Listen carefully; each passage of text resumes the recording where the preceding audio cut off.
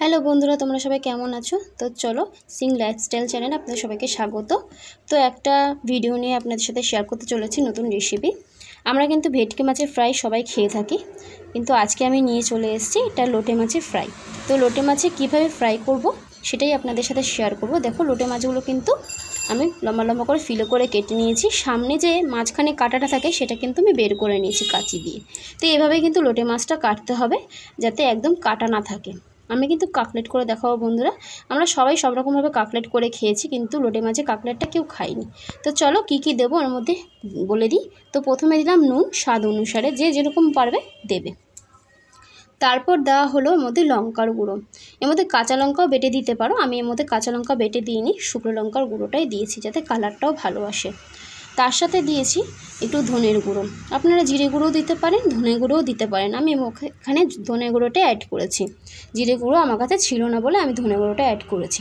তার সাথে দিয়েছি সামান্য একটু হলুদ, 1 চামচ, যাতে দেখতেও ভালো লাগে, খেতেও ভালো লাগে, রঙটা কিন্তু সুন্দর আসবে বন্ধুরা। আর আদা রসুন পেস্ট দিয়েছি। তো আমি এখানে প্যাকেট ব্যবহার করেছি, আপনারা চাইলে আদা রসুন পেস্ট করে নিজের বাড়িতে পেস্ট করে নিতে পারেন, কোনো অসুবিধা নেই। আমি কিন্তু এখানে পেঁয়াজ বাটা অ্যাড করিনি, আপনারা চাইলে কিন্তু পেঁয়াজ বাটাটাও অ্যাড করতে পারেন। তো চলো সব আমরা একসঙ্গে মিশিয়ে নেব। আর সামান্য একটু চিনি দিয়ে ভালো করে মাছটাকে ম্যারিনেট করে নিচ্ছি যাতে সব মশলা ভালোভাবে ঢুকে যায়। তো দেখো বন্ধুরা, এখানে কিন্তু আমি মশলা ভালোভাবে মেখে নিয়েছি যাতে সব মশলা যা যা দিয়েছি সেগুলো যেন মাছের মধ্যে ভালোভাবে ঢুকে যায় এবং খেতেও খুব ভালো লাগে। তো এভাবে কিন্তু মেখে রাখতে হবে 10-15 মিনিট। 10-15 মিনিট পর আমরা ফিরে আসছি। কীরকমভাবে এটা করব সেটা কিন্তু অবশ্যই তোমাদের সাথে শেয়ার করবো বলে এনেছি। তো এরকম লোটে মাছের ফ্রাই কিন্তু অনেকেই খায়নি, আমি এই রেসিপিটা প্রথম নিয়ে এসেছি। কেউ যদি জেনে থাকো অবশ্যই কিন্তু কমেন্ট করে জানাবে। তো চলো এর মধ্যে কী কী লাগে সেটা তোমাদের দেখাই। তো আমি এখানে দেখো প্রথমে নিয়ে নিয়েছি 2টো ডিম, একটু নুন দিয়ে ফেটিয়ে নিয়েছি, তোমরা চাইলে 3টেও দিতে পারো। এর মধ্যে নিয়েছি শুকনো ময়দা, তার সাথে নিয়েছি ব্রেড ক্রাম্বস। আমি কিন্তু এটা রুটি দিয়ে ব্রেড ক্রাম্বসটা তৈরি করেছি, পাউরুটি দিয়ে। আমি কিন্তু বাইরে থেকে কিনে আনিনি, আপনারা চাইলে কিন্তু এরকমভাবে তৈরি করে নিতে পারেন ঘরে, মিক্সিতে গ্রেট করে নিতে পারেন। আমি এভাবে মিক্সিতে কিন্তু গ্রেট করে নিয়েছি, দেখুন কত সুন্দর হয়েছে।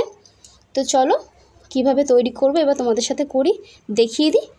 তো প্রথমে একটা করে মাছের ফিলে নিয়ে ময়দার মধ্যে দিয়ে দেবো। ভালো করে ময়দাটাকে কিন্তু প্রথমে কোটিং করে নিতে হবে যাতে মশলাটা বেরিয়ে না যায়। মশলা বেরিয়ে গেলে কিন্তু ওরা বন্ধু খেতে কিন্তু একদম ভালো লাগবে না, কীরকম একটা বাজে বাজে লাগবে। তারপরে ওই ময়দাটা যেটা এক্সিট থাকে সেটা ঝেড়ে নিলাম। এবার যে ডিমের গোলাটা আছে সেই ডিমের গোলার মধ্যে কিন্তু এটা ভালো করে নিয়ে নেব ভিজিয়ে, যাতে ডিমটা সব জায়গায় ভালোভাবে লেগে যায়। তারপরে দেব ব্রেড ক্রাম্বসে, একটা একটা করে ভালোভাবে এইভাবে বাঁ হাত দিয়ে শুকনো হাতে তোমাকে কিন্তু চেপে চেপে ব্রেড ক্রাম্বসটা লাগাতে হবে যাতে ভালোভাবে সব জায়গায় ব্রেড ক্রাম্বসটা লেগে যায়। আমি এইভাবে এপিট ওপিট করে কিন্তু ব্রেড ক্রাম্বসটা ভালোভাবে লাগিয়ে নিয়েছি, তোমরাও এইভাবে ভালোভাবে কিন্তু লাগিয়ে নিও। তো সবাই আমরা কিন্তু মোটামুটি বাড়িতে তৈরি করে খেতে ভালোবাসি, বাইরের খাবার থেকে ঘরে তৈরি করে খাওয়াটা কিন্তু বেশি ভালো বন্ধুরা। বাইরেও জিনিসের দামও প্রচুর হয়, যার কারণে অনেকেই কিনে খেতে পারে না। তার সুযোগের জন্য কিন্তু আমি এইভাবে তৈরি করে দেখাচ্ছি। তো দেখো একটা কিন্তু আমার ব্রেড ক্রাম্বস লাগানো হয়ে গেছে, একটা কিন্তু লাগানো কমপ্লিট। তো চলো এইভাবে একটা করে লাগিয়ে নিই আমি।